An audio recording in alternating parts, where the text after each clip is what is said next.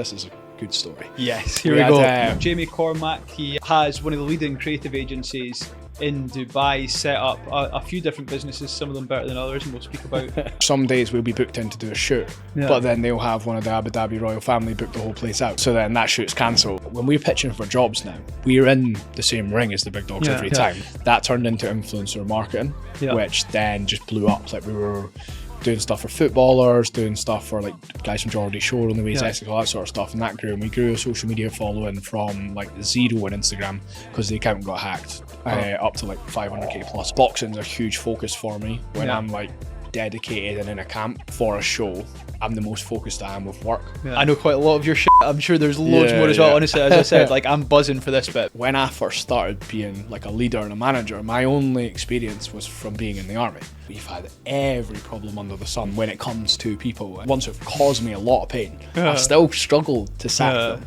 There was a photo of me and one of our friends with our asses out. She got this photo, and this photo got scheduled on all of our client accounts. Was it on all of them? And I mean on high level. That's like the worst we've had with something happened to us. Think of the you did in the early days. I don't know if I've got that in me anymore. An event that we sunk the best part of £100,000 into, and Wednesday I was sat in my house. My house flooded. It was my mum's birthday, and I got Brian McFadden to FaceTime my mum and sing happy birthday to her. It doesn't matter how big the company is, everybody faces cash flow. I'd do it all over again, 100%. That's actually a very funny story. Hello and welcome to the show where we talk to successful people about the bits that you don't see. Today we've got Jamie Cormack, a good friend of mine. We've been friends for a while now over in Dubai, and he has one of the leading creative agencies in Dubai, set up a few different businesses, some of them better than others, and we'll speak about some of that as we go.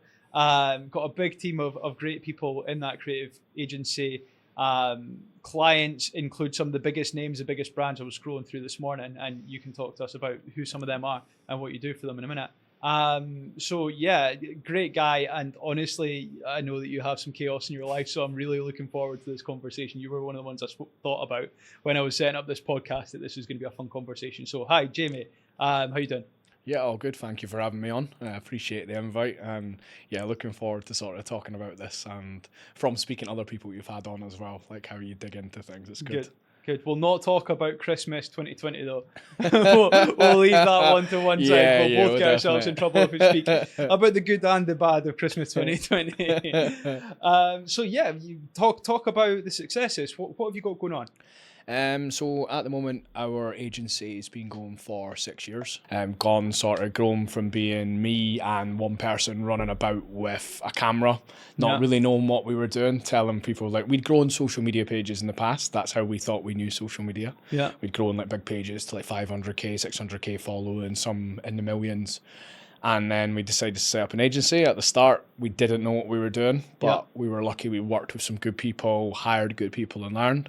And we've grown and gone on to like working with, some of the biggest names in Dubai, Abu Dhabi, and Europe, and grown to like a fully fledged agency. We've got 24 staff now. Nice. Looking to hire more in the new year, and then just sort of growing our client base at the moment.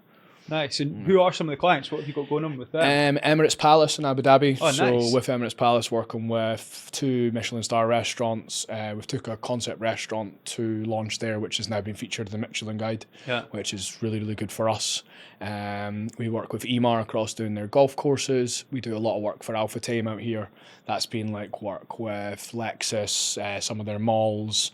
At the moment, we're doing some auto stuff for them, like say, not sexy stuff, car parts, things like that, but still good to work with. Stuff like that pays the bills as well. Yeah, exactly. And they're ones that like always terrible payment terms. You don't get paid for like 180 days, but once they start paying you, it's on time every time. That's wild. 180. What's that like? Because like if my business turned to 180 days for everyone, we would collapse in about a month. Yeah, what's that like? Unfortunately, one of the things of doing business in this region, a lot of people are going away from it, but your big guys like Alpha Tame, they'll never go away from it because that allows them to manage their cash flow really effectively. They've got like militant accountants who are like, they know like, okay, when you take that on, that's going out then, that's that. But we don't typically take loads of those jobs on because couldn't, if I'm all sure. of if you it's on like you couldn't do it unless you had like big cash flow, and that's like one of the problems in this region. Yeah.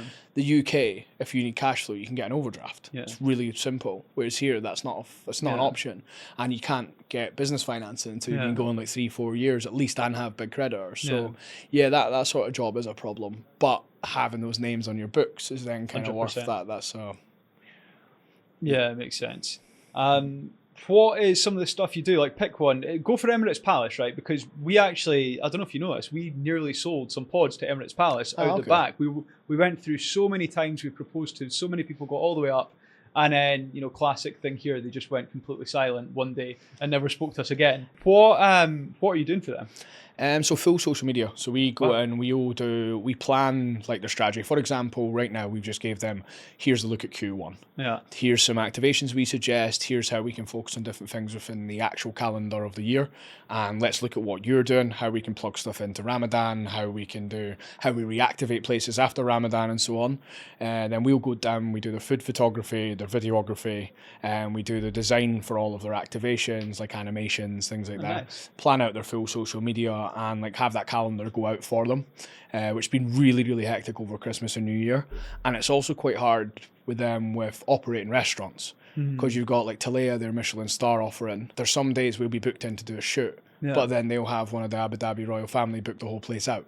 So then that shoot's cancelled and that's and gone. they'll decide they're doing that tomorrow. Yeah, we're coming tomorrow. Done. So you've planned everything. You've got models. You've got like booked into our calendar. We tried to work like 2 weeks, 3 weeks in advance, but that never happens. Especially with big clients. Big clients kind of they're like, well, we pay you, so you need to come when it suits us. Yeah, that makes sense. Yeah.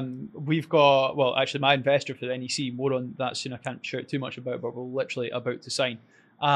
They've got that going on. They've got a hotel. They've got various different restaurants. They've had some pretty big things. I don't know if I'm allowed to say it, but I'm hopefully going to get him onto the podcast soon and hopefully we can speak about it. But yeah, so I know from the inside what it's like, and it's chaos running something like that. So you'll definitely just need to fit in. Well, like you said with your pods there, the reason that is with big organisations, there's that many stakeholders. So you've got a slate of approvals that's like where you think you are. Then you've got higher approvals. Then there's like their higher approvals. Then someone from the top of corporate will decide they want to have a little look in. So it's like you could go for like you've done with the pods, gone for all the effort, get to a point, and then someone just goes, nah. Yeah. And that's exactly what's happened. And they were cool as well. Like, it's not just like glamping pods. It was like, you know, the beach out the back. Yeah. It was going to be like kind of beach cabana type things. That's really cool. Fortune from them, but obviously just somebody at some point went, nah. And then that was it. Yeah. It was right when they switched, because was it Kempinski before and it went to Mandarin Oriental now. Yeah. The switch it was right at the switch. The switchover's been good with them because that's been great for us. We've learned quite a lot from it because you've got a big corporate operator like Mandarin Oriental come in that's got brand standards. So you can go from what you're doing before and all your team's used to then you've got a new level of brand standards to look at, and like that, whereas it's challenging to business, it's actually really, really good for something like us because then you've got your team has to like have a higher level of attention to detail. There's different like things you have to do, so it gets people's brains firing again when something like that happens, which I quite like.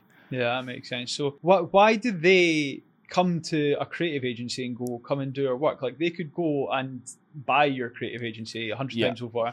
They could buy the whole staff. So why did they come to you or anyone rather than just taking it in-house? So it's about being a specialist in what you do. They don't want to have to manage that. Yeah. They don't want to have to hire that. So like, whereas they'll pay us a fee, which is probably what would cost them to get a good market manager in or something. But don't get me wrong, the best business we work with them, they've got a social media person in-house. Oh, right. But that's the most success we have when we work with businesses that have their own social in-house and we complement that. That's right. Then what you get with us is you get strategy from people who have been doing it for a very long time. Like, for them to pay for the level of strategy they get from us, that person would cost you 40-50k a month. Just that's a top level person, because you're getting like me, Tiff, and a couple others that sit on that. Then they get their account manager who manages the day-to-day, plans everything. But then they've got photographers, videographers, extras for shoots, models, all of that comes up from us. Then they don't have to manage that. Like, they want to manage the hotel at the end of the day. And like anybody that's clever, it's like they're managing what they're good at. They don't want to be having to deal with that as well. Yeah, that makes sense. And then the kind of second part of that question is why have they chose you rather than somebody else? Like, what puts you ahead of everyone else when it comes to Mandarin Oriental at Emirates Palace choosing somebody? There's a pitch process. So we actually didn't even pitch for the Michelin star stuff to start with. We pitched for a really like funky cafe that they've got in house. And everything we pitched, they were like, it's too high end, it's this and this, and which then led us into being like, right, we want you for the high end stuff. We started with one offer in one restaurant, we've got 3 with them now. Nice. And they go with us mainly, I'd say, well, our experience in F&B. We're really experienced in F&B, hospitality. The styling we do, like our content's very, like, we continually look at trends, looking at what works in it. Like, we won't just look at what's good in this region. This region's typically a little bit behind on social media compared to like London, New York, things like that. So like we'll go and look at like, okay, which Michelin star and Italian restaurants are good in New York and Miami and that, and look at what we can bring through and come up with ideas like that. I think because my team's young, we also very multinational. We've got Arabic speakers. That helps. A lot. We've got 11 different nationalities, I think, in the team. So like that helps a lot. And then the fact we do everything in house. I know a lot of other agencies, they'll outsource certain elements, whereas we've got the designers, we've got the photographers, we've got each person there. I think that's why they go us. And then just our resume, really. Like, I think that's a big thing as well, like seeing who we've worked with. And then success, like, well, they've been with us coming up nearly 3 years now. Nice. So it's like we've just done the renewals. Alex did the renewals last week, which is like I'm buzzing with. And then it's a testament to my team to continually be doing like that with them. Yeah. Aye, definitely. And the fact that they've added on, like, that's the biggest, plus, or the biggest kind of vote of confidence is giving you more work. So that's really positive. Let's talk about the golf courses. What's going on there? Again, market, and we pitched for it. When did we pitch for it? About a year ago.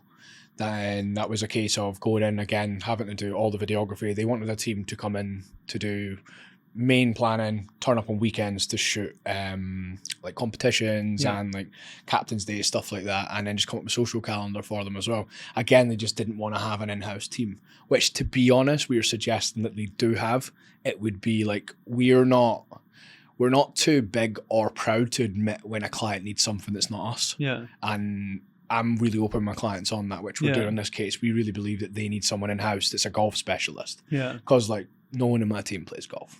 We've marketed it well. We've got them great results because we run ads for them as well, which has got like great results. But for me, I'm pushing them to just keep us for ads and get in-house golf specialists, because really, like, you have to like what you're doing.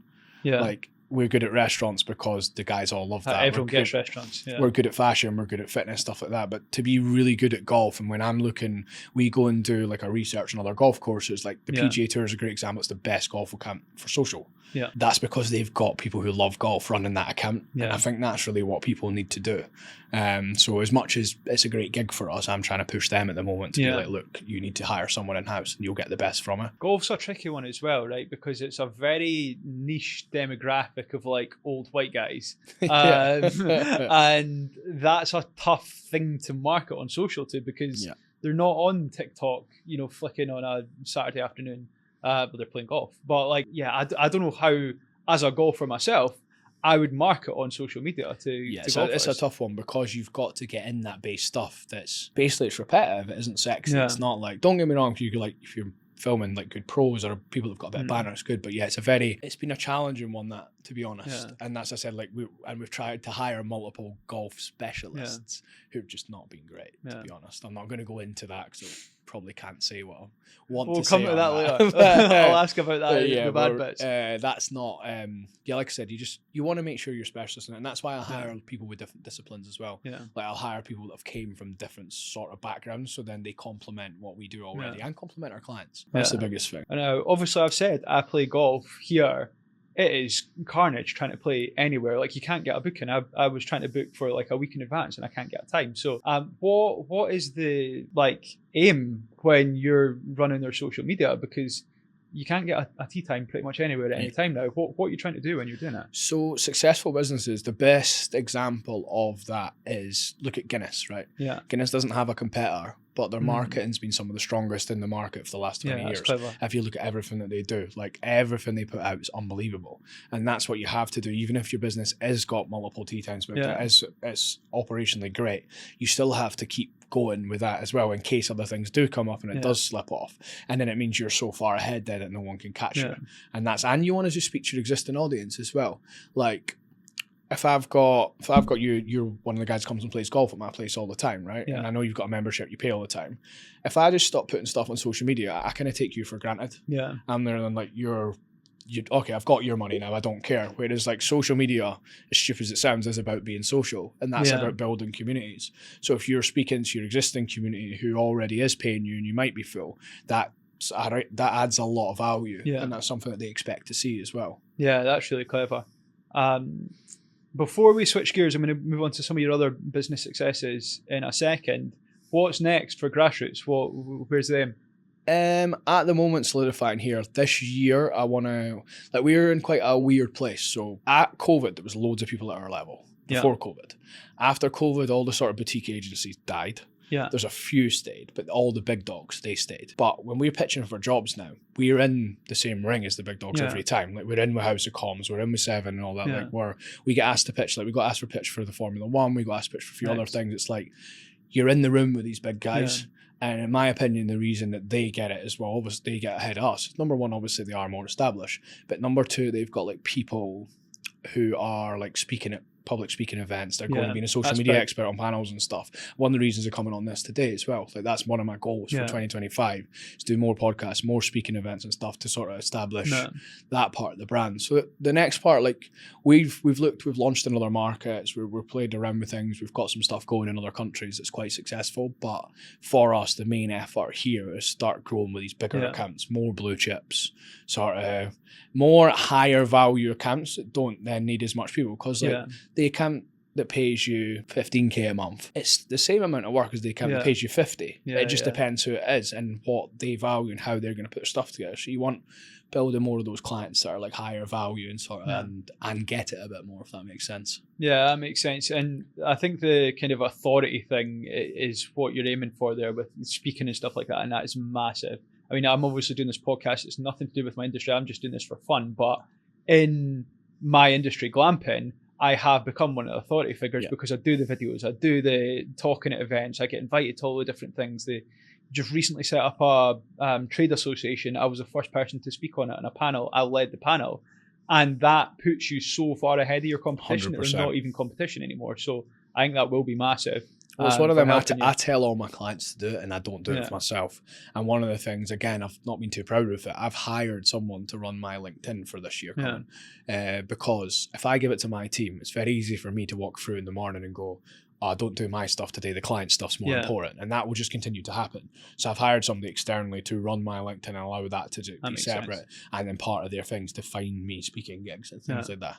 So that's clever. I mean, I've done that myself. When I had the NEC project that was getting designed, it always kind of went to the back of the queue. Oh, we'll do the client one, we'll do the one that's going to pay us tomorrow, we'll do that.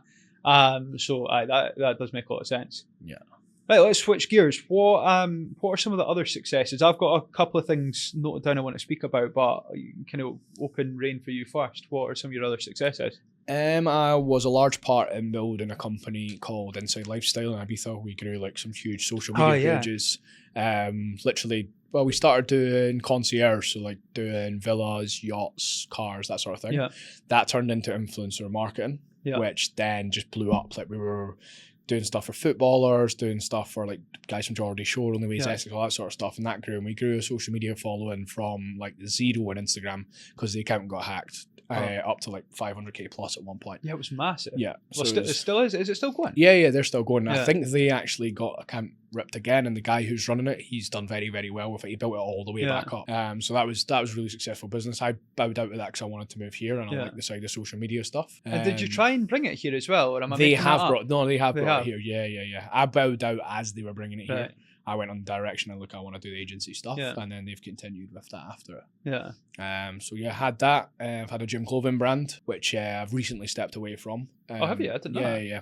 Just want to focus on grassroots. Yeah. That was my main thing. A lot of I couldn't give that business the attention it deserved. Yeah. Because it was one of them. I was like, nah, I'm doing this today because this is what's making me money, which is, you're always going to pivot to that, and they needed to bring someone in. I think they've not done it yet, but they're bringing someone in who's got like a better e-com background, sort of knows sourcing and stuff as well. Yeah. So I have just really good relationship with them walking away, but I was just, look, guys, I'm going Yeah. to leave that. You can find someone to take my place, which is, it worked quite well. And what you said there, I've got this on my list for later on of the bad bits, is spreading yourself too thin. Like that's something 100%. I've seen from you. I do it myself. We all do it. All entrepreneurs do it. So we'll come to that later on. But yeah, that was a really good kind of segue into that for later on.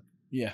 No, it's just making those decisions as well. That was why. Yeah, well done. I've done the same with stuff recently. I've cut stuff out. I've stripped stuff back. We were speaking about my main cash flowing business before this podcast, and we've taken so much cost out of that. Like I'm very much in a phase of stripping things back, cost wise, business wise, all that sort of stuff, to really focus on the good. So it's good that you've got that as well. Yeah, no, you have to do that, and it's brain capacity. So there's only so much you can do in a day. Yeah. So that's why one of the reasons that. But that was despite what we tell ourselves. Yeah. But that was a good fun business. That kind of Yeah. like I learnt loads. Like during COVID, I went over to a factory in Turkey to source Nice. like fabrics and source things. Literally, I sat there in a room with like 10 Turkish people all shouting at each other. One person would turn around, speak to me in English, ask yes or no, go back to that. Like that was pretty eye-opening and good. Like, and then had loads of good ups and downs with that business, and it was it's been good to see that grow into where it was. And it's like it's doing well. Gym clothing company. Yeah. A lot of the guys in my gym wear it. Boxica. I think they actually do they sell it? Do they stock it? And you see quite a lot of people out and about. So it has got to a good point here. And what Jink's next for them? What are they going to do? It's one of those businesses. So e-com businesses like that, you can be at a certain level, and then you need to put in a lot of money to go to the next level. If you look at like Squat Wolf within the region, like they got like upwards of 10 million of investment to take them to where they needed to be. And if you want to go and compete against like Nike, Adidas, like your Gymshark, look at them, like how the money that goes back into those businesses to grow them is nuts. And then you lose so much money on dead stock. So like it's at an amazing level right now, like regionally, because it's in loads of stores. You see everybody wearing it. It does well on e-com, but if they want to go to the next level and like penetrate Saudi, the UK, stuff like that, you need to put a huge amount of money into that business. And that's one of the reasons I walked away, to allow them to find someone to do that. That makes sense. And it's I guess Dubai and Abu Dhabi in particular are actually quite a good and easy market to grow in, because it's so like confined, and it must be so hard to then take that next step. Yeah, that's where this market, it isn't a big market. Yeah. Everybody thinks, oh yeah, there's this many million people live here. I think it's 9.5 million now or whatever it is. But you need to think who's spending within that demographic. Yeah. If you look at the nationalities and you look at like the people within that market, you probably only got 15% that's actually going out and affluently buying stuff or buying gym wear. And then it's a small market. If you look at that, like you're saying, you see it in your gym, I see it on people as well. But really part of the population, that's a small amount that are going in these gyms. Whereas then when you get into your larger markets, like if you look at India, Saudi, the UK and stuff, it's so much more people. And there's so much more. You're probably talking like 60-70% of some of those markets that will go out and actively buying, and that's where those e-com businesses become a lot more. If you look at Humantra recently, unbelievable success here. I look at that all the time. And then you look at they've gone into the UK, but they use this as a great market to start. All the influencers here. It's a great market to test products here, because you've got influencers from all over the world. So then you can look at, right, I'm going to do a UK launch. Right, I want to go and find 30 influencers that live in Dubai but have got a huge UK audience. You can effectively launch your brand in the UK from here. You don't even need to have anybody on the ground in the UK. That's how they've done it. They've gone across there, then marketed there. They've got good warehousing solutions. Like that's a very good example of a brand that's tested the water here, then grown globally. I suspect they've got a lot of cash to go and do it as well. Yeah, of course. Which makes it easier. Yeah, and it's an alright product as well. Like it's not seasonal. I mean, I use it all the time. I've got some in my bag. Yeah, I've literally got five ones in my bag I'm going now. to Bali on Monday, and I've literally ordered 3 cases. I do that when I'm going on holiday as well. And it's one of them though, but it's not seasonal. They maybe need to do a new flavour every 3 months or something. So it's a very, very good business. Although I have had the 2 recent new flavours, the apple one and the cherry one. Horrible. I really the apple I didn't like. I thought the cherry was alright. You know what, the apple one? It tastes like apple sours. Remember when you were a kid and you had apple sours? Oh my god. Ugh. I like the berry pomegranate. That's one. I think getting those flavours right without sugar is hard. Yeah. So that's like everything I like's got sugar in it. Yeah. So like, true. Yeah. Right. Any more business stuff before? I've got a couple other bits, but any more business stuff? Not really. Dabble in events a bit, like I do recently. I've started. I've got that on the bad side. Putting on boxing events. We've been doing in the gym, but that's that's a passion project. That's more because I box myself. I want to fight on good shows. I want to put good shows on. Boxing's a huge focus for me when I'm like dedicated and in a camp for a show. I'm the most focused I am with work. Yeah. Because I'm up, I have to train a certain way, I have to eat a certain way. My day's more regimented because I've got stuff in. So and that benefits everything else. Probably won't fight on my own shows again. Right. Because fighting and managing imagine. something at the same time is hard. But yeah, the boxing shows aside, let's say it's a passion project and it is an all right money maker. And it's not, now that they're running, it's not that big but yeah, aside from that, I'm trying not to dabble in anything else at the moment. It's usually the hardest thing to actually say no. Boxing stuff is a perfect segue though, because next thing I want to speak about is your boxing. You've got the whole kind of, well, as you say, you're doing it for fun, it's an enjoyment. And that's probably one of the big things about being an entrepreneur and having your business. You do have the opportunity to start boxing, to start a podcast, whatever it may be. Tell me more about what's going on now. So I did it. You came to my first fight here, actually. I did a fight here 3 years ago. Yeah. Just white collar, really, really enjoyed it. After that, I was meant to do another one. The guy I was meant to fight is actually one of my best friends now. Me and him ended up not fighting because I had to go home. But he invited me down to another gym, Box IQ, started training there. And like the level of training in there is unbelievable. Yeah. Like I've trained. There's pros down there, isn't there? I've trained with like, I've trained beside Amir Khan, Scott Quigg, Malik Scott, Paul Weir, like all ex-world champions or world champion trainers. Yeah. And then Joe down there is one of the best trainers in the world. It's like, it's awesome the way, like, and I thought I used to be able to box. And like, I'm only just 3 years in now thinking, right, I actually can box now, but like I couldn't before. Yeah. But through that, I was like, being there, it's a great hobby for me. Go down there, like I said, dedication with it. And in that period, I've had 7 fights. Yeah. So it's like I'm building up and it's just something to keep looking forward to. And also like Dubai's really easy to get caught up in going to networking, going to drinking events, things like that. When I'm boxing, I don't drink. So my mental clarity is unreal. I'm in the gym every morning, training, then I do a sauna and ice bath. So it's like, I've instantly done 3 things that are so good for me in the morning. And then the rest of my day's out. And then I'm that knackered at night, I'm going to bed.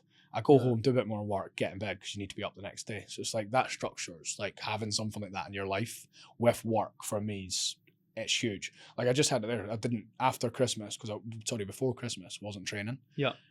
I was going out a lot. Like I was going out on a Thursday night. Spiral. I was getting invited to an art launch and then I got invited to something else. So I'm like, okay, I'll come to that because I don't have to train in the morning. And then that just continues. And whereas they are good, like don't get me wrong, I can't say who it is, but I met somebody pretty famous at an NFT event I went to. Yeah. And he's launching a tequila brand and he wants us to do marketing for that. And I wouldn't have met him if I hadn't been drinking with him at that event. Yeah. But I couldn't go to work the next day. Yeah. So it's like it's all right because it's this time. That's this time of year, but. So I've only just caught you between coming back to Dubai from the UK and then going off to Bali. Yeah. This is one thing, again, with entrepreneurs, business people, that is definitely a positive that you do see. What are you doing in Bali? Going there, well, mainly to box. There's an amazing boxing gym there. It's one of the best environments to train in. Like the heat, the training quality, the people, and like the class structure. I went there. This will be the 3rd January I've gone there in a row. Yeah. But the first time was by mistake. We were in the Philippines and it was just pissing with rain. We're like, where can we go? I remember that. And it was $50 to go to Bali. So we're like, right, let's go there. Yeah. And then it's just been good. And you get into a nice flow there. I get to the gym for 7 a.m, so I'm up at 6. It's 2 a.m. in Dubai. Yeah. So none of my team are online. None of my clients are online. I basically get the morning until midday to myself before anyone's even considering messaging me. Yeah. You get the odd client that messages you at 8 a.m. before work or that. So it's like midday for me there. I've already been to the gym. I've already had a nice breakfast. I've had some sun. I've been to the beach. I've chilled. And then I've actually gone on my laptop to be ahead of everyone else. So I look at any chats that's came in, any emails, anything like that. I send a load of people jobs for the day, do little bits and pieces, and I'm like miles ahead. Yeah. So it means when anybody comes online, they've not got questions for me because I've already gave them questions. Yeah. And then I can do focused work from that point. I'll typically do focused work 12 till 3. There's little co-working spots or coffee shops or wherever I want to work from that day. I'll go and do 3 hours of really focused work because I know in that 3 hours I'm left on, and that 3 hours takes me up to my team meeting. My team meeting's 11 a.m. So that 3 hours there, it's just me dialed in, not responding to anyone. And typically I get more done in that 3 hours than I do in a full day in Dubai. Because in Dubai, I have people come into my office, I've got meetings to go to, I've got different things that go on. And it's all just chaos. So that's me ready for the team meeting. Then I'm done. Yeah. Then after that, I leave wherever I am, the office or whatever. I'll go and train again.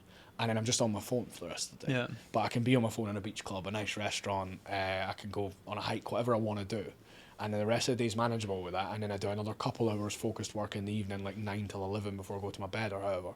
Yeah. And it's easy, and it's such a good environment there. Like, there's anything that's like a problem in Dubai is amplified because you've got so much noise, people, things you've got to be at. Like, it's a very intense, fast life, whereas there everything's really, really chilled. It's a great place to start the year. See, everything that you're saying about Dubai to Bali for you is like what it's like from the UK to here for me. Like, I don't know, I've got that quietness here, I guess, because my team's at home and I've got the whole 4-hour thing compared to the UK. But yeah, I definitely get my kind of quietness here. And interestingly, I've done Bali a couple of times, no, once, I can't remember. I struggled there with, like, I'm such a comforts person. I want to be able to press a button and I've got an Uber outside, press a button, and I've got a delivery outside, and you don't have that button pressing ease. I struggled with that in Bali. That's what you do if you know people that have lived there. Going there as a tourist, I can see that. When I first went there, I didn't know any of that. Yeah. But like now, there's a thing called Gojek that the locals all use. It's basically like Karoom. Okay, so good. It brings you any restaurant. It brings you anything you want. They actually pick you up on a moped at your door if you want it, or a car. It's up to you which you want. So it's like, but I only know about that because I've got friends with people who live there. Going as a tourist, you didn't have a clue that was there. We're stuck in traffic. We're stuck in. The thing that I really struggled with, and I don't know if you've seen this or not, is stuff just comes when it comes. Like, if you order food in a restaurant, it's like, might be 5 minutes, might be 50. The service. Thailand's very better like that. The level of service in Thailand's awesome. Same here, but we're really spoiled here. That's exactly what I was about to say. Everybody says that to me as well when I go back to the UK. Like, I've sat in the petrol station. I did it again this time. My mum and Where's dad's the car man? pulled in. Like, where's the man? Like, shit, I've got to fill my own petrol. And then, like, same. You're that used to like a high level of service. You're not used to the miserable cow in Tesco that doesn't want to be there and doesn't want to help you. Yeah. You're used to someone like, hey, sir, like, everybody's customer service in Dubai is awesome. Yeah. And that's, that is a struggle. I do find that sometimes in Bali. And you're very right. Like, you go to one restaurant, it's amazing. You go to the next place, it's like, where is anyone? Where's my food? What's that? Yeah, that's good. But like I said, I know a lot of people that live there. Yeah. And I think that's what's made it different from me. I'd say to, like, quite a lot of my friends prefer Thailand. Yeah. But they prefer Thailand because it's holiday. Like, if I go to Thailand to train boxing, I end up wanting to go to the beach and be there all day and that. Whereas where I stay in Bali is very much, I've got an office I go to. Well, I've got a few different offices I go to. Where'd you go? Like, what region? Canggu. Oh, okay. And there's like 5 or 6 different co-working spaces. If I need a screen, I can get a screen. Yeah. If I need a meeting room, I can get a meeting room. If I need proper connection, there's loads of different places. Like, I treat it like real life. Like, I'm not on holiday. Whereas I will go and do amazing stuff at the weekends. But that, for me, is there. I'm there and focused. Yeah. And you do that for a month? Yeah, I'll do a full month. Every year? I've done, this will be my 3rd January in a row I've gone there. I want to have a house there eventually. If it wasn't for my dog, I would actually consider moving there. Oh, really? Yeah, because I could run the business fine from there and I can fly in and out here. The flight's not bad, 9 hours. I would probably do 6 months there, 6 months here. Yeah. If I didn't have the dog. I can't leave the dog for that long, unfortunately. Yeah, I could see that. Yeah. I want to go and do like I don't think it'll be boxing. I want to go and do like an MMA thing. So as I said, I do Boxica, and I'm getting all right. Like, I'm not anywhere near like a fighter. Like, I'd get leathered in a fight, but like it was literally the other day. I was like, I want to go and like train for a month somewhere, whether it's Bali or Thailand or whatever. I watched loads of UFC as well and MMA. I'm going to Saudi for it. I've got tickets for the one that's in Dubai soon. What would you say to me about that? Go 100% Bali or Thailand. There's different ones. My friend is a world champion MMA fighter, Brendan Loughnane. Oh, yeah. He's going to be doing retreats hopefully later this year. Oh, nice. He'll be setting some up as well. So that's good. Nice, I'll definitely go on that. Because it's obviously British coach. He's good level with that. But the level of coaching in Bali is unbelievable. Like, Soma that I go to, I do boxing in the morning, the class after it's kickboxing, then there's grappling, then there's MMA. So it's like those type of gyms, they're built for people coming to spend time there. And then, like, in Bali, like I said, I've found offices that are perfect. Like, I've got different ones. There's like quiet offices, so you want to focus. So then they're all near the gym. Yeah. Like, you can pitch yourself up. Like, my friend of mine, Mike, he's just gone being in Koh Samui for 3 weeks. Yeah. He found the co-working space basically next to his gym as well. So he's just that straight over. So it's it's like normal life, but you're just in a more chilled place. Yeah, like that. Are you going to do Brendan's thing? Are you going to go as well? I'll do his. Keep me note with it, because I'll definitely do that. Yeah, it'll be really good when he gets that together. Again, just with like the way he carries himself, his humour, like that'll be awesome for a retreat. Nice. Right, enough of the good stuff, the bits that you do see. Let's transition into the bits that you don't normally see. I know quite a lot of your shit. I'm sure there's loads Yeah, more as well. yeah. Honestly, as I said, like I'm buzzing for this bit because you always have something going on. For those listening at home, Jamie has had to go out and in on the phone a couple of times today. He was messaging before we came on, and he's been on the phone in between recording because he's got some chaos going on right now. Yeah, tell me about whatever you want of some of the bits that you don't normally see. People is the main thing, Yeah. because like for yourself and myself, like we're organised, we have to be, right? We hold ourselves to certain standards where like you're on time, you plan your day, you've got certain stuff and you do certain things, whereas you can't have everybody like you, because then they would be running the company at the end of the day. That's it. But like coming with all those different people, there's different problems. And like when I first started being like a leader and a manager, my only experience was from being in the army. Yeah. So my initial approach to leadership was fucking shout at people, which you obviously can't do. Obviously, some people do respond well to getting shouted at. That's totally, you have to gauge who that person is and what they need. I shouted at a couple of my team recently, the worst I've ever shouted at anyone. It worked so well. Yeah, 100%. And they both said it as well after. They're like, that actually worked really well. Well done. But yeah, I don't do it a lot. No, it's you have to gauge people. Like, don't get me wrong, I've got a videographer I had recently who just continually turned up late, and like he had to get shouted at. It's the only time he'd listen to you. But you've got other people that you could never shout at, because then they would just go into themselves and they'll never be in. So I had to learn that. That was a really, really hard point. Like, I used to come in and just, if there's a problem, I would just shout at everybody. Yeah. And it was a terrible way to be. And luckily I had a team member that was really like, had a bit about them. They took me to the side and they were like, look, you can't do that to everybody. No. Like, really, she was like... Was that Alex? No, Before this is before Alex. This is okay. a girl. She's like, look, I don't care. She's like, it doesn't faze me. But she goes, you've got people that are really upset with that. They can't. Which is good. But like having somebody to tell you that, I could have gone on for ages with that. So I had to then look at myself and be like, right, you need to work on yourself with that. Don't react, think. Maybe it is the biggest problem in the world right now, but go and sit in your office, chill out for a minute, formulate it, then go and speak to who you need to do to be more productive about it instead of it being a huge problem.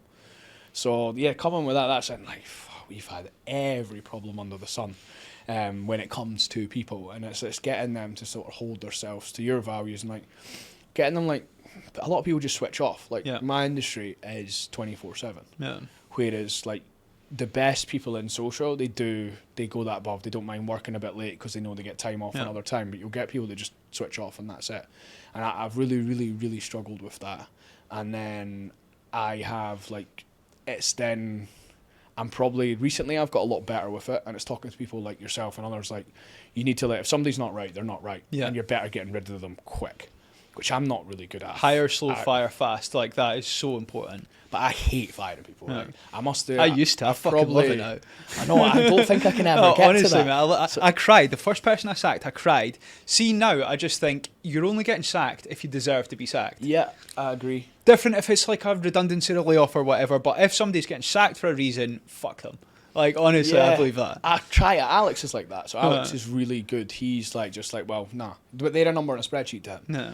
Some of them obviously does eventually have a knowledge, like things where I'm like I like to get to know my staff. I like to get to know their personalities, because in what I do, personality is important. Yeah. It's not just like, you will do this is your job. That's not. You have to understand people's personalities, see how they come across creatively. And for me, if I quite like somebody as a person, it's quite hard to like then let them go. Actually, even the ones that I've hated, like ones that have caused me a lot of pain, I've still struggled to sack them. Like we had one, this is a good story. Yes, here we go. So we had a girl who, basically, she was a nightmare. She was bullying people within our office and really being bad and being really sneaky behind her back. Now, she'd be so nice to her face, and then going and doing like things like being really horrible, like going through to people. Oh, I heard them talking in there. They hate you. They're going to fire you. You're so bad at your job, like that. Telling different people, and like she was just causing loads of little manipulative problems within the team, and then not doing her job properly. And I'm really lucky. We had an intern from Edinburgh who is she was a sister of one of my friends.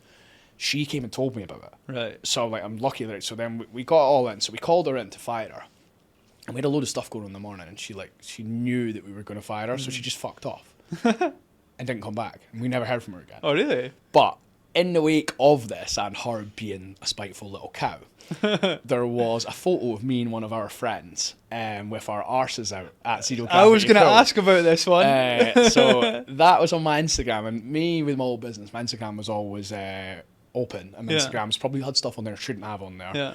So she got this photo, Yeah. and this photo got scheduled on all of our client accounts. Was it on all of them? And I mean on Fucking high hell. level. I mean on, I can't say the brands because some of the brands probably don't know about this yet, but I mean high level government brands. Oh my I mean God. like high brands. This photo of my arse got scheduled on every single fucking client account. And I'm quite lucky the first ones that it went up on, they phoned, but like it was too late on a couple. Yeah. But like I got a friend phone, and he's like, Jay, what the fuck is going on? Basically, and it'd been up for 90 minutes. But like Oh after my that, God. I had to set alarms on my phone for every account for like 3 months after it to make sure this wasn't scheduled somewhere. No way. Because we couldn't find how she'd done it.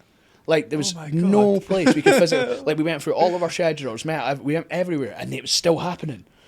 So we're like, we don't know I what only she's. knew about one of these. I was going to Yeah. ask, knowing about one of them. Yeah, no, this went everywhere, and we didn't have a clue where this had Oh come. my And like, God. mate, she'd like fair play to her. To be honest, That's what I was gonna say I when like, you hold my finished hands talking. up to it. Like, fair play, you've done well to be spiteful and get back at us. But yeah, we couldn't find it. It was like, wow, my like God. that's like the worst we've had like, Yeah. with something happened to us for a bit.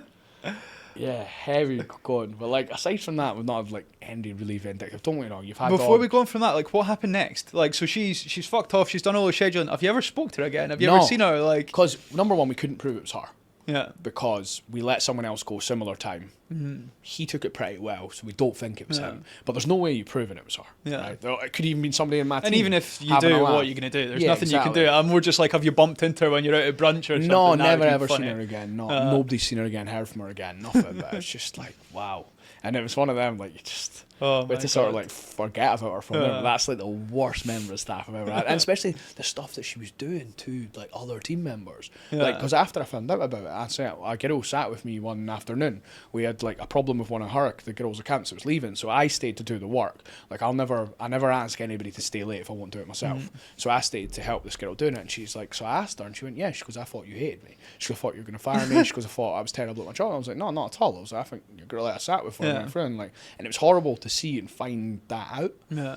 But it was a lesson because we let the teams get basically the office we had at the time had 4 different rooms, so we let everybody get kind of segregated and not work, and that's a big thing I've learned from that. And again recently we had someone who kind of divided the team a bit, is make sure like the team is social. Yeah. Like social media, like I said earlier, like you need to be social, so it's like making sure they all go out together, or we do team days out where maybe we're not there. Yeah. Like we'll send them for a lunch where we're not there, like just go and That's enjoy yourselves clever. for the afternoon, go and do that, like because it's kind of like what do they call it?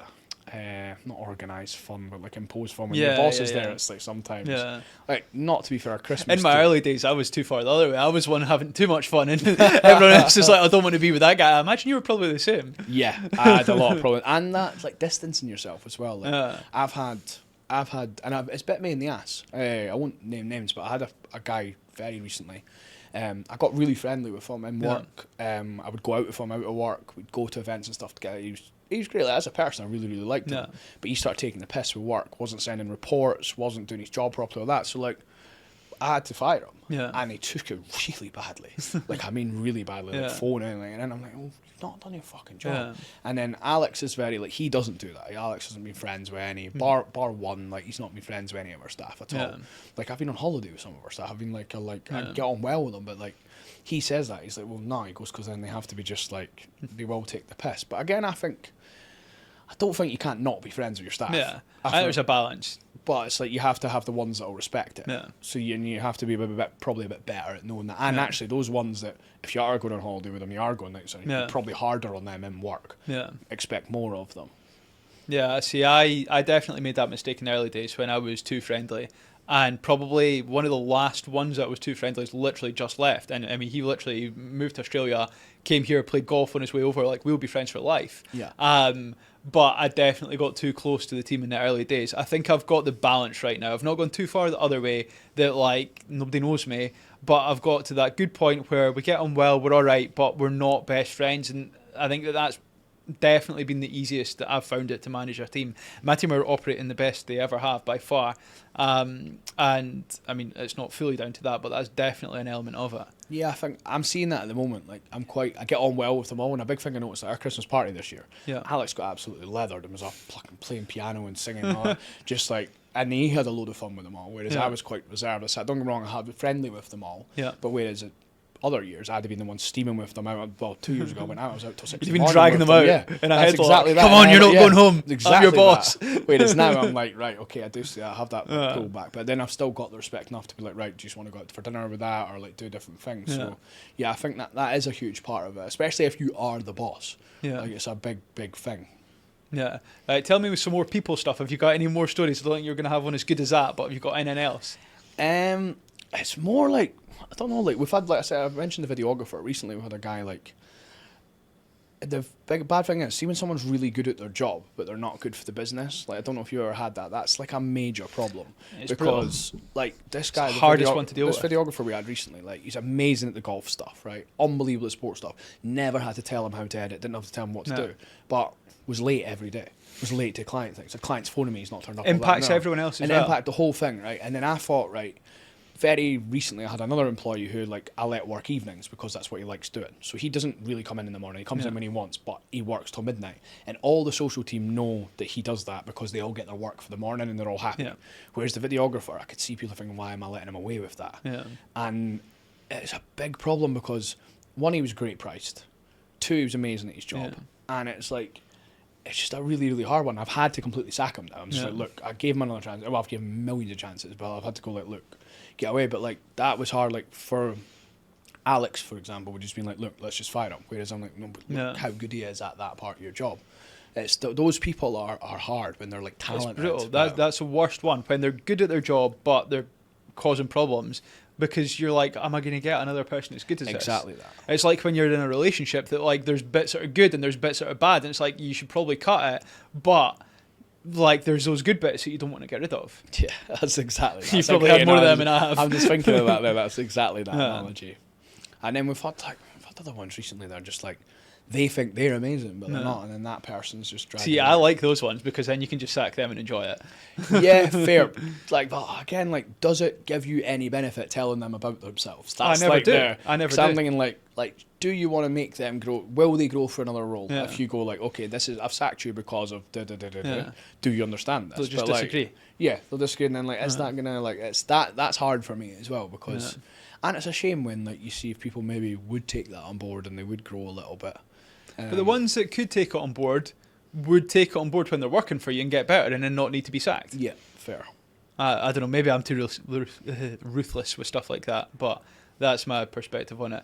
Granted, I don't have many of them. I mean, I maybe had a few in the early days, but I'm not sitting here with like 3 of them that I need to deal with now. Yeah. Well, that's good. Like I said, recently I've realised like the fire and fast thing is right. Yeah. If somebody's not right for the business, get them out. Yeah. Because they've become a cancer in the business. Yeah. And if they're like drowning, other people will see it in that, and you just have to. Yeah. And I'm really happy that I'd say 90% of my team at the minute I'm extremely happy with.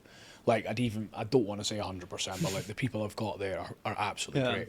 Like, I've got people that have worked, like I didn't feel uneasy having a couple of days off over Christmas. I'm actually taking my first ever full week off next week from the 30th. I'm putting out office emails on, which anybody that worked with me know I've never done that before. Never put out office on. I'm literally going to put a WhatsApp thing on to say, don't get me wrong, I've taken time off before where I've done that with my WhatsApp, but I would still check it morning and evening and still do that, whereas like we've got an understanding. That's like good. I'm off, the team's got to leave me alone. And that does show confidence in where you're at and where the company's at, because you know it's your baby that you've built, and people that have businesses will know like it's not something that you can just do. It's go and take a week off. Yeah, exactly. And it's like having like Tiff, who've installed. Tiff's our director of social. She's awesome. And then the account manager's under her. And then I've got like my head of design and stuff, like everything I feel confident in having that week off, which is great. And I've never been like that before. Yeah. This is a good place to be, and I want to have more of that. Like that's a big thing. I'm trying to get myself out of the business a bit, where the business doesn't rely on me. I just complement the business. Like it should fully run without me. Whereas you want to be wanted and not needed. That's what I keep telling myself, because I'm at the exact same point. You want to be wanted but not needed. But that's it. But then some clients it's hard to do that with, because I'm still the main person that goes and brings in the top, like our bigger clients. And especially when it's big names, right? You can't send your third person in the line to go and pitch to Emirates Palace. Yeah. You've got to do it. And that's it, but then they want you. Yeah. I'm quite good with it now, so I've got like a process of where I've brought them in and then they get, here's Tiff, and here's your account manager, these are your main point of contact. Yeah. And they don't speak to them until I've done that. So getting better at that, but then there's still like, you'll get, for example, you get a client like that ignores payment for 2 weeks. They've ignored accounts, they've ignored our guy, they've ignored Alex even. Yeah. I'll phone them and they'll pay it that day. Yeah. And it's just like, come on. Yeah. And then same again, like the clients have been really, really difficult. I'll pick up the phone and we're like, look, you're causing a problem here, not a solution. Let's look for a solution. Like they'll have been shouting at everyone else. Yeah. And go on, and I'll just go on and I'm like, I'll listen to them shout for a Yeah. minute. And I'm like, but look, this isn't getting you anywhere. We need to come up with this. And then it's instantly solved. So like there is sometimes that's needed. Yeah. But it's getting that to a point where you can focus on, because my main aim is I want to focus on growing the business. A big part of like this year coming is we're really focusing on growth. We've built loads of systems now. Yeah. Everything works. And like we've really been like tweaking that over the last year. So now it's about like higher growth. We're actually going to bring in, there's a thing called the, is it 7 or the 8-figure agency? Jordan Ross, I don't know if you ever came across him. He like scales agencies and helps you get to the point of sale. He's amazing at it. So we're going to bring him in. It'll be 8-figure surely, because 7's not that big anymore, I would say. Yeah, I can't remember what he calls his thing. It could be 8. I'll send you his thing anyway later. But he like, they come in and they audit you. Yeah. So they come and look at everything That's you're cool. doing, and like they watch and like, look, this is what you should be doing compared to the big agencies, and they help you grow. So we're going to bring him in Q2. Nice. To look at everything, and then look at economy of scale for us as well, because we will. Tiff owns an agency in Ibiza that we do a lot of work with as well. We're going to look at making it become a group. So we've got other locations as well. We've got someone back in Edinburgh we might eventually group with too. So it's like bringing in the structure to be able to do that. But that again comes with its problems. Like recently, we've stepped away. We launched in London, and I've pulled back from it because I was back to dealing with people that I was dealing with 6 years ago, which I didn't want to do. And I'm not like trying to like put anybody's business down or anything like that, but I was back dealing with people who were the type of clients I had at the start. I mean, the UK's fucked. Like, yeah. I'm so intrinsically linked with the UK just now. If I wasn't, I would cut it, because it's such a mess right now. It's mad. Like I was working with hospitality clients where we were getting 8x on their ad spend, right? 8 fucking X, like unbelievable return. And they're like, oh, Jamie, I'm not making enough money. And I'm like, what? And then they're like, they showed me, oh, there's my rent, there's the cost of food, there's the cost of my staff. And like, then I can see how they're not making money. And like that, if I was getting someone 8x here, like they would never ever get rid of us. And like we've got, because it's all their money. Yeah. It's everyone else's money in the UK. Yeah, it's mad. It's it's quite difficult, but like that was not a difficult decision. Like we didn't lose money. We had a good crack at market. I basically handed those clients to another agency. I'm like, you guys have that because it's just not where I want it to be. It's not like a valuable piece of my time. Whereas like when we're looking at scaling properly, we're doing where we want to be and having the right people in those places, so it doesn't take up all of our time. Yeah, that makes sense. We spoke about opportunities and other things that you've said yes to and no to. This is definitely something, as I said earlier, that I noticed from you as being a problem, because I have it too. What's it like dealing with multiple opportunities, and what goes wrong when you take on too much at once? It's your brain space. You've only got a certain amount of brain space for a certain thing. Like if you're managing multiple businesses, only one's going to get your full attention that day. Like realistically, you've got 4 hours in the day where your brain is solid before you get everything else. Then when you add all that in and you're doing little bits, like you can't be good at doing everything. And then a bad thing for me is obviously being in market and I get business opportunities constantly. And you're like, oh yeah, I could get involved in that. And you're like, really, you get involved, then you half-arse it because you work on what's making you the money. Or you miss something that you should have seen because you were focusing on something else. And like, as you know from knowing me, like I was notoriously bad at being like, I'll do that one. Yeah, I'm getting involved in that one. Yeah. Oh yeah, I'll come and sit as a director on that. Whereas like, you can't. Every time I spoke to you, you had a new business. It's like, oh, I'm doing this now. Yeah, and that is the problem of having a marketing agency though, because people will be like, oh, do you want to come in? And if you see value in it, you're like, yeah, okay. But that might be something for me in 2-3 years' time when I'm away from the business a bit more. I can then sit as a marketing director in certain businesses. I'd like to do that, but don't be operationally to the business. Like I think that's another problem. Like people like startups are a problem. Like we don't really take on startups anymore. Like we don't, unless we really believe in it. Like I was talking to you about Elite Vita Clinic yesterday. I'm working with them because I really believe in it, and like the whole everything they're about, I think like people like us need, and I'm doing it myself. Like I've not even I've paid for a full membership there. Like I'm not even bartering it against the company because I believe I need it. Whereas most startups require a lot of people's energy, and as you know, and when startups, you wear loads of hats. So then if you come in as a partner, they expect you to wear loads of hats. Yeah. Whereas that's not right for what we should be doing. I don't know if I could do a startup again. I don't know if I've got the minerals to like start from zero. No. Like think of the shit you did in the early days. I don't know if I've got that in me anymore. Mate, I don't. That's why we pulled out of London. It was like a startup. I had clients expecting 2 hours of my time a day. Like, and that's one client. I'm like, this is not. So that's how I pull back, and I think that's mistakes I made. Is like being like, right, I can go into these businesses where they need you, and that's not right. Like people as experienced as us now, you should be sitting as a director for a certain part of that business that we are good at. So for me, going and sitting as a marketing director and just being like, right, and they have a team or an agency that I then manage. Yeah. That's where I would complement businesses now, and I would get involved in. And there's a couple opportunities like coming up like that, but they'll be it'll be very like structured and be like, right, I give you half a day a week for that. Like that's where I see it, and that's a big part of, like, I think, growing to where you can do that, and you can allocate half a day a week to that business, but you're not, I don't know, going out on the ground knocking on doors for something, because it's a bit mad. Yeah, I completely agree with that. And it's like the podcast, like we obviously spoke before this, I've got a studio, I've got editors, I've got all that sort of stuff. Like I don't need to open up fucking Adobe Pro or whatever it is that you film stuff. I don't need to figure out the mics, I don't need to figure out anything. I just show up and talk. If I was starting from ground zero with needing to figure out all those bits, I don't know if I'd have it in me. Nah. Again, that's the matter. And that's again why we don't take them on now with the agency. Yeah. It's because you become part of their business, and they just expect you to do everything. Yeah. Like, just loads of little things. It's not good. Unless you've got, like, proven businessmen. Yeah. Like, for example, if you and Sam West were opening a business, right, I would probably take it on marketing because we know that you understand business and you've done it before. But whereas you get people that, like, because everybody thinks their idea is the best idea in the world, and they think it shouldn't fail. And, like, we come across it a lot, and then when they get into the depths of it, and a lot of people don't like being told that something's and I'm pretty bad at telling people. Like, I'm really, like, straight to the point. I'm bluntly tell people if I think something's crap. Yeah. And people don't like that. Yeah. Couple of other opportunities that I know that you've worked on that are no longer here, or some of them, one it might be. You set up a brunch a while ago. What happened there? That was more... Your face here, I thought you were not even going to remember it. I don't think I'm remembering it. That's what I'm trying to learn. I'm trying to think. It was like down at the marina somewhere. It was you and Ryan Keary. And no, that was for a techno event. We did that. It was a brunch. But Ryan booked artists that came from the UK, and that was just after COVID, I think, as well. Yeah. And we just did that was a one-off event, but so again, it wasn't like again, that's something that should have got more attention than it did at the time. Didn't really do amazing, but I was like, music's something I definitely won't dip into again, especially in Dubai. Yeah. We've had another one we worked on recently, Raver Tots. This was the next one, because I know what happened there. It done really well on the first one that we did. So that's actually a very funny story. We booked at the start when it was coming up to the floods. Yeah.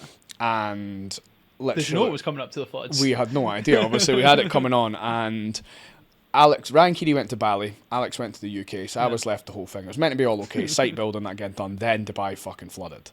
So for everyone listening at home, that doesn't happen. It doesn't rain here. Like, in my first year here, it did not rain once. Like, you do not need to consider rain when you're setting something up. Yeah, not one bit. So I got to Wednesday of that event, an event that we'd sunk the best part of £100,000 into. And Wednesday, I was sat in my house. My house flooded, so I was just sat thinking, like, and I got to the point. I looked at it all and I went, do you know what? Fuck this. Yeah. I got in my car, which driving wasn't advisable. I just did it anyway. I didn't leave the house from Monday to Friday. Yeah, I drove down. I met a girl on one of the dating apps, went and picked her up, and went to the beach and got leathered. Just thought, right, I'm going to get whether this problem will be better drunk. So dealt with the problem drunk, woke up the next day slightly hungover, and the problem had kind of gone. JG phoned us, they were like, right, we've got people up, we're doing it and that. So I had to drive up to site. It wasn't what they said it was. There was cars abandoned everywhere. There was still flooded. So they were wanting to carry on. Yeah. So we went. We eventually went ahead with it. Like, so we went. It got to the point where we had like 2 trucks pumping water from the thing, and maybe prepared for that, at least with it being a golf course. Yeah, but they still weren't. Not the level it was. But yeah, eventually. So the first day we managed to run Raver Tots. Yeah. The floods actually done us a favour in the end, right? Because we were the only event in Dubai that day for kids. So like, we got everybody off of the estate, and we probably done like 1,300, 1,400 people, nice. Which was good. We had Artful Dodger headlining it. Like, everyone I know with a kid was there. So it was a decent event. It was good. I reckon we would have probably done another 500-600 if we hadn't had if we hadn't had the floods. Yeah. And then the next day we had 5 Liberty X and Boys Life playing, which was pretty like nostalgic and good from being like that's growing cool. up in the 90s. I had to come if I knew they were playing. Yeah, it was good. Well, one of the best bits is it was my mum's birthday, and I got Brian McFadden to FaceTime my mum and sing happy birthday to her. That's cool. But then that went on to being later. We all went to McCaff's after it, and I was on the stage in McCaff's with the guys from Boyzone, Westlife, and Five, all singing with a bottle of vodka, dancing around. And I was FaceTiming my mum again. That's like my dream. It was pretty cool. I woke up the next morning and I was like, right, this is pretty sick. And then my mum was just like, I can't believe you had all them singing to me. She was made up. But yeah, with that, we stemmed into other events. Like we did Raver Talks again in the summer. Wasn't as good, still was all right.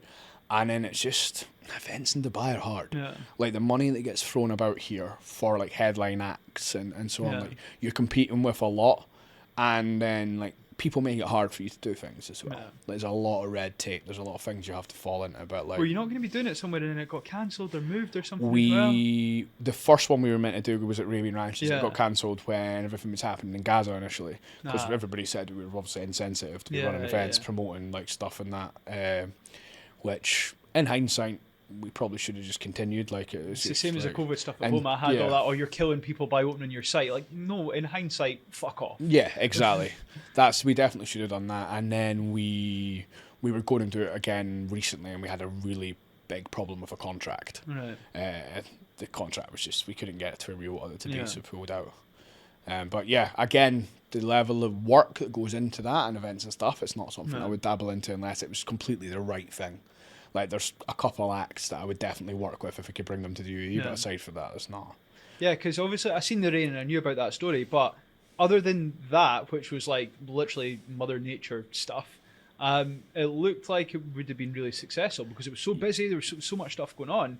But yeah, even it's not been good enough. No, it's again, like I said, there's so much on in Dubai, and to get people to choose you over, like, if you're, it's mad, like, you put something on, like, I watched it recently, there's a Bicep, which is probably my favourite DJ act. Yeah. I know they're like over £100,000 to book, and they played an event recently, and there was like 500-600 people there, because there was about 10 other amazing events in Dubai that night, and it was so it's like, you could book the best thing, but you go up against another best thing, and people just go to that instead. And can anyone make money in that? I don't know. Being in that industry, like from having a little play in it, I really don't know. Yeah. Because you see things like that. Like, don't get me wrong, people will have the big hits, like Calvin Harris. I'm sure it was why I made money. Yeah. Because it was absolutely packed. It was a launch events. Yeah, so that type of thing in that level, yeah. But then again, when I first moved out here, I know somebody paid David Guetta $250,000 to play a ladies' night at base. And you can't make money on that. No. Ladies get free drinks. And it was on a Tuesday night. So it's like, how can that make money? It's maybe just like a reputation thing. Like, I booked David Guetta. I think it's a vanity project, a lot of it. And that's a better word. That's the word I was looking for. Vanity. I see that as well at these events. Like, you see the promoters, like, they love telling people it's their event. They love having people on their table. They love getting your Dubai girls up there and that's it. And if that's what you want to do, but you need to be prepared to lose a serious amount of money. And I don't know, like, not many people I know have got enough money to be thrown around 100k and just losing it. Yeah. That is the reality if you'd get these things wrong. Like, I've done that on a show very recently. The last boxing show I did lost money. Yeah. But the reason I took that on the chin is because I invited a load of sponsors who are now sponsoring the next show, which makes up my loss and funds the next show, which we will make very good money on. And it's a bit different when it's like a bit of a passion project. You can spend the money. And also, as long as you've got like projected, but that's again like something like Raver Tots, or like if you want to book 5 and things like that, you can't really project that because you're going to look like, okay, that's a great idea, but then someone else books something better and you're just ruined. It's not like that keeping that same audience. So everybody in Dubai is just whores basically in that sense. They go to which is the best offer and that's it. Yeah. You spoke about cash. You spoke about cash flow. What's that like? Because we all face our challenges. Horrific in this region. Like I said earlier, everybody thinks opening a business in Dubai is like the best thing in the world. Yeah. And they think it's really easy because you've not got tax. There's not like, you don't have to do all like national insurance, all that sort of thing. But there's so much that comes with it. And because you don't have an overdraft, can't get an easy business loan and stuff. You're self-funded and everything's self-funded. Like, I've gone through stages where I've not taken a wage from the company for 18 months. Yeah. And that's because 18 months. I've done a couple of months. I've not done 18. I've done it where I've because I've funded myself from elsewhere. Like, I've had other things that I've got coming in from other businesses. So I'm like, look, I know I can leave that in because I want to hire this person. Yeah. So I know I can physically do that. Obviously, don't get me wrong, I've like taken out lumps when there's been lumps. But I mean, not had myself on the salary sheet for that time. But during that time, we were getting jobs sometimes that were like 300k jobs. Yeah. So that's, say, 200 of that's profit. So you take 50 out. And so on. But it's not having that cash flow. Like, it's a big problem because everybody in Dubai pays late. Yeah. Well, everybody in the UK pays late as well, I found out recently too. Yeah. But realistically, you've got to have a solid amount of cash flow. And like, I don't know, like you said, I don't know if I would do it again starting from zero because without that lump of money to fund everything and make sure everybody's paid on time, make sure you've got the right equipment. Yeah. Like, we're really lucky now, we're at a really good point. Like, because we've been established, we've got good companies, like, so we've just got everybody brand new Macs. Everybody in the company's got the best suite. And then we've got the best of video equipment. We've got everything set up. We've got everything we possibly need for the business. And then it's the same, like, everybody's been getting paid on time. We've been making sure, like, we've got a really good structure. Yeah. Whereas we've not always had that. Like, there's been times where, like, we've not been able to pay people until, like, the 15th of the month because not our clients haven't paid us. And, like, some of our clients, like, again, I won't name names, but some of the biggest businesses pay you late. Yeah. Because they're also dealing with cash flow. And then that's something I realised as well. Like, it doesn't matter how big the company is.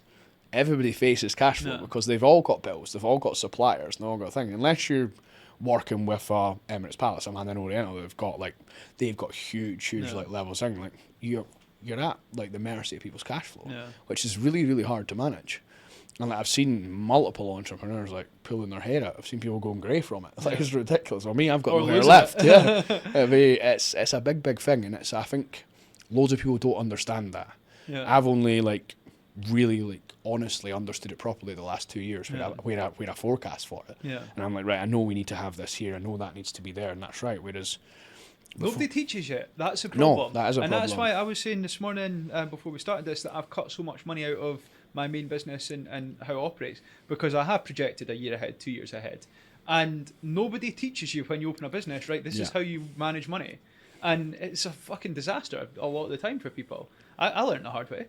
It is. It's mad. Like, I'm very lucky. I've got Alex, my business partner. Alex is awesome with spreadsheets, forecasts, and all that sort of stuff. Like, we complement each other, and that stuff that he does within that's allowing us to do that.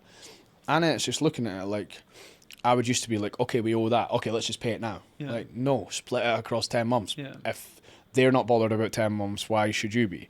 Like, do little things like that and being clever with where it's in. It's don't know, it's getting a lot easier. Like, we went for business financing 3 years ago.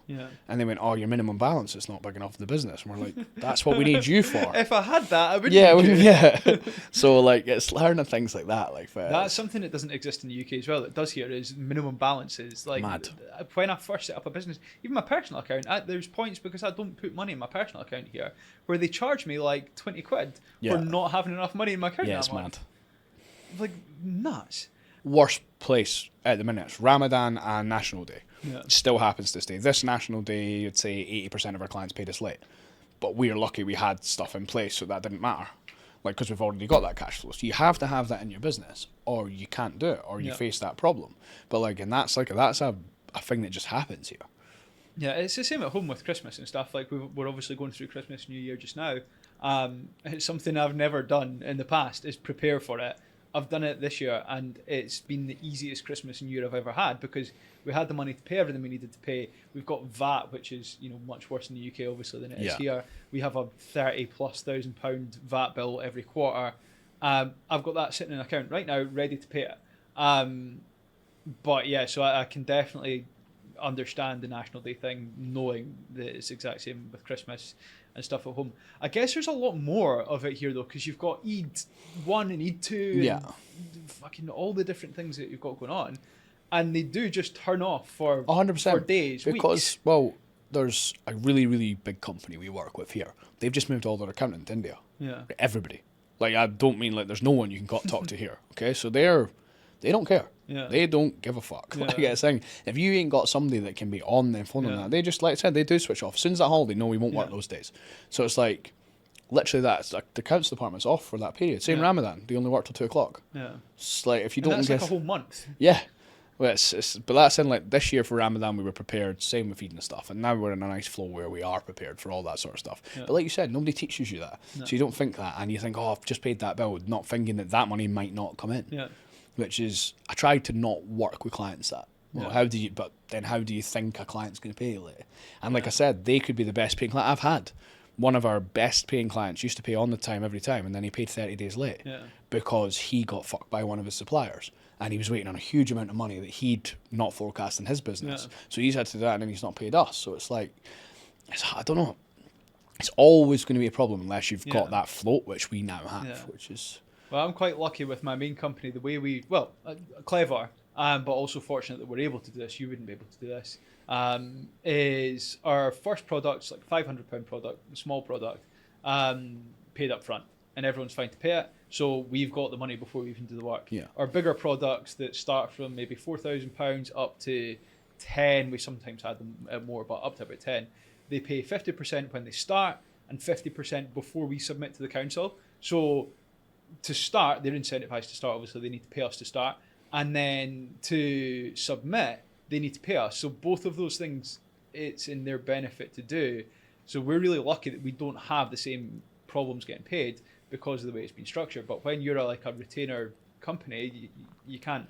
Well, that's it. The first 3 months they pay great, and after that it's like, well, it just depends. But let's say we're pretty lucky. I'd say 80% of ours are good payers now, and the rest, it's not their fault. They just get let down.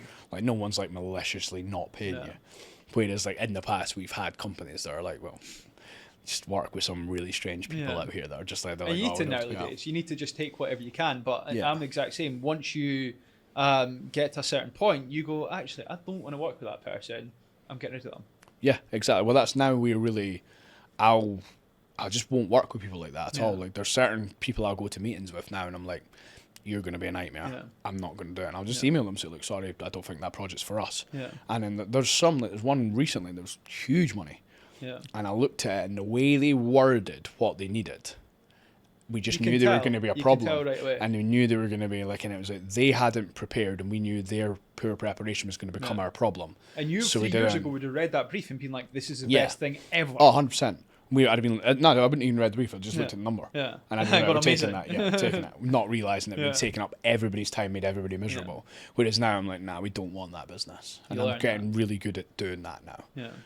I'm not saying all the time. Like I've had one recently, it's not been great, but most of the ones we're taking on now have been really, really good. You're never going to get perfect either. You're going to get to a point where, in the past it was probably 50-50, and now you're 90-10. That's a win. Well, we put them in, and we've got a cross now. You've got like low value, low maintenance. Low value, high maintenance, high value, low maintenance, and high value, high maintenance. If they're in any of those three, you're okay. But like sort of any of those three, but then the low value, high maintenance ones, you need to get rid of. Like we're like, you don't, because I've got some that we've had since the very start, and they pay us like next to nothing. But they don't take up any. There's no stress, no time. Like you're just like, look, just like keep them on. Like that's fine. Whereas like on your sheet of your average account value, it looks terrible because you've got that on there. But they don't cause you any stress, whereas like the ones that are just, like I said earlier, the clients that pay you 50 are the exact same amount of stress and work as the clients pay you 15. Sometimes even less. Just, See, when we do a deal with NC 500 pods, 50% off for fucking Black Friday or whatever, they're the ones that complain. They're the ones that find the issues. And you have somebody that pays £400 a night in the summer, and they love it, and they give you a 5-star review on Google or whatever. That's it. There's a lot of people, I see that a lot recently, like everybody's like, when people value a product, like it makes life way easier. Like you don't want to be doing discounts and stuff, and that's where we just step away from it now. It's good having that focus to keep you. So we've spoke about some good stuff, some successes, and all those sorts of things so far. What of all of that or something else is your proudest moment? That is a hard one. I don't know. That's a really hard one. Like I regularly have ones that are like milestone proudest moment, if that makes sense. Like I've not got one that I would look at and go, that's my proudest moment, like in business. But there's milestone moments, like our team Christmas dinner there, for example. I looked at the whole team, saw everybody and the work they did building up to that. Like it was a Friday that made me write to everybody, look, you guys have done amazing this week. I like seeing it, like everybody being happy. Big accounts, like we worked with Tomorrowland. That was an absolute unreal moment. Going and doing all of the sort of filming and stuff for there, going through that was great. And then just seeing it grow, really, like that's it. Like I said, like regularly I've got moments that I sit back and think, like, right, like I sat back with Alex 4 weeks ago, And it was just something simple like forecasting. We'd like planned that, and I was like, mate, we're getting quite good at this. Yeah. And it was like a moment of just sitting thinking, like, right, that's class that we've got to that point.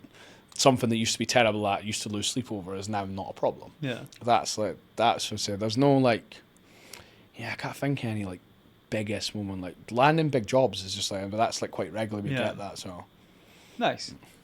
So we've spoke about some challenging stuff there and some hard stuff. Some of it's been funny. I'm sure it wasn't funny at the time. What is it like at the worst moments when you're sitting there and you're thinking, fuck? What is it like? Right. Obviously, I was in the army, so like dealing with problems and like being like reacting under fire is like how I put it, and it probably isn't the right thing for business, but like I feel I do my best work then. Like don't get me wrong, it is horrible. Like I will lie awake in my bed with anxiety thinking through like how do you do it and that as well, but also there is always a solution. Like there's not like I said earlier, like you jump and shout at things, you get excited. There's no point in that. You need to look at it and think. And also, like, the sleepless nights, really, there's no point in that either, because it's not going to change anything. So I'm quite good at now. I'll sit back, I'll formulate, I'll go to it. I'm very lucky I've got a really good support network. I've got a couple of friends who are extremely successful in the UK. They're great soundboards. I've got a lot of successful friends here that are great soundboards. And there's a lot of people that, like, I'm not embarrassed to go to someone with a problem either, and even if it's been my fault, I don't care. I'll hold my hands up and be like, look, I've caused this because I've been stupid or because I was naive, and I'll go to my friend and look, I'm just looking for how you would deal with this situation. And I am lucky, and like, and I've got a couple, like two of my best friends have bailed me out on very numerous occasions when it's came to different things, when it's like financially, or I've had other friends that have made me look at situations very, very differently.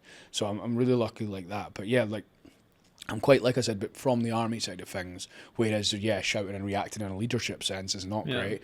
The army side of things has made me really be able to deal with pressure. Like, I can cope with it quite well, which is...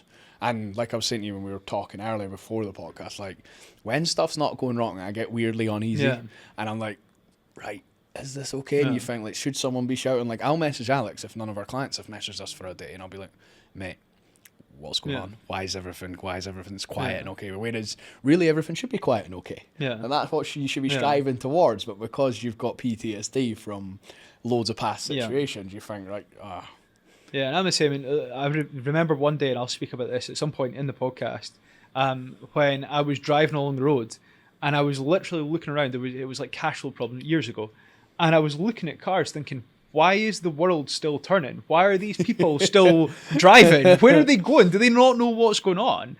And it's like, well, no, of course they don't in hindsight. Following on from that, exactly as you say, the following 3 months was probably the best I've ever operated in my life. I had a bad fucking week or weekend or whatever where I was like, oh my God, the world's going to end. But then after that, I just transitioned and I did the best stuff I've ever done. That's it, under pressures is when you do it, because you have to focus more, you have to look at stuff a lot more, and it's like, and you've got to do it. If you don't do it, it's going to fail. And like that fear of failure, like for us, failure is not an option. Like, I know that from knowing you, I know that from like other friends that we've got in business, and like having that in your head that failure is not an option is obviously, that's why we get through and do that sort of like that best bit of work. Right, I'm going to take you right back to the start now. So we've put the ability and the effort and the application to one side, because I know if we went back to the start now, we might not have the minerals. Assume you do have the minerals. And you were standing at a crossroads, you can turn left and you go over to another life that is not what you've just done, or you turn right and you do it all over again. What way would you turn? I'd do it all over again, 100%. Everyone said that so far, like snap answer. Don't get me wrong though, like, I enjoy it. I wouldn't be doing it if I don't. Like, there's days I go to work and I really, really enjoy work. I see things come out that I've came up with in my head, or my team have came up with, I'm proud of. Like, it's like I'm getting better at that. I went through a phase where I thought, like, love seeing my ideas, because I spoke a lot more and I saw my team build my ideas. But I actually now get a better feeling when I see them come up with their own ideas and they build out. Like, that's even like, it's like you're proud of what you've built, and instead of you being proud of yourself, that's really been a lot for me recently. So I would do it again. 100% I'd do it again. I'm exact same, and everyone has said that, which is really cool. Right, I've got a couple more little things that we do. Tradition on this podcast. Previous guests leave a quote and a question. for the next guest. So I'll get yours afterwards. Yeah. But I've got a quote here. If you can read it, if you can read the handwriting, there's a few. Take your pick. I know everyone's handwriting's terrible so far. Oh, this is quite good handwriting. Read that out and tell me what you think of it. Keep going. Only you can make your dreams happen. That's a bit soft for me. But so, that's something you'd see a girl putting on their Instagram. I think it maybe was a girl. Yeah. Well, don't mean that in any sort of derogatory way, but yeah. But nah, it's good. I suppose that makes sense as well. It is only you. Realistically, when it comes down to it, you can only rely on you. Yeah. So, well. And question. So take your pick from that. And hopefully you can read it. I wrote a couple at the start that people definitely can't read. What does success mean to you? I don't know. I used to think success meant have the big car, have the big house, have all that sort of thing. But recently, my dad's had to retire and he's looking after my mum. So like a big part of that is like I now I pay for their house. And nice. I also like give them money, like extra money. Like, don't get me wrong, they've still got money, but like I give them money to live on. Like I look after them a lot, right? And that's being successful. That's a huge part of it for me, and I want to continue to do that. So success for me now isn't about that. Like I don't want a fancy car now, to be honest. I'm quite happy with what I've got. I like to be freedom's a big part of success for me. So I think that's more than anything. Yeah. So the freedom to have the money to look after them, the freedom to go on holiday when I want, go to Bali when I want, like I'm doing now, like that sort of thing. That's more what I see as success now. Yeah. I think all the other stuff's for sure, like you can't take it with you. It's like, don't get me wrong, it's nice to have, but realistically, like we've got nice houses. Yeah. We wouldn't be living in it if it wasn't this. Like it's so, if you can get away and have those holidays and look after the people that you love around you, that's been a big thing for me. My whole mentality has changed. That's maturing, right? I've done the exact same pivot. That's maturing. Well done, I like that. Okay, where can people keep up to date with you? Your businesses, personal, whatever. This coming into 2025, a lot more. Going to be on LinkedIn a lot more. We're doing a lot more on grassroots socials now. We've just done 3 sort of short podcasty things, me and a guy Arian, who's our branding partner. Going to do a lot more of that. LinkedIn, definitely business wise, I'm going to be making a huge effort on that through 2025. Nice. Because right now my LinkedIn, you wouldn't know I run a business basically. Nice. I barely used it. It's still very oil and gas focused from my old. So that's why I'm getting somebody to do it. But yeah, that'll be a big part. I'm going to be doing a lot more of this stuff and a lot more like our own stuff. Nice. We might set up a podcast later, so hopefully get you on that. Nice. With it. We want to do one about branding and personal perception with Arian, because we've started talking about ourselves. It's quite good. And to get their opinion on what they see, like that sort of thing. It's like don't talk businessy, don't talk life stories, more like how people perceive brands and they perceive themselves. That's what we're going to look at after that. Nice. Well, Jamie, thank you very much. It's been great. I was looking forward to it and it's lived up to expectation. Everyone at home as well, thank you very much for listening. We've had somebody really cool on today. If you could subscribe, hopefully I can get somebody even cooler next time.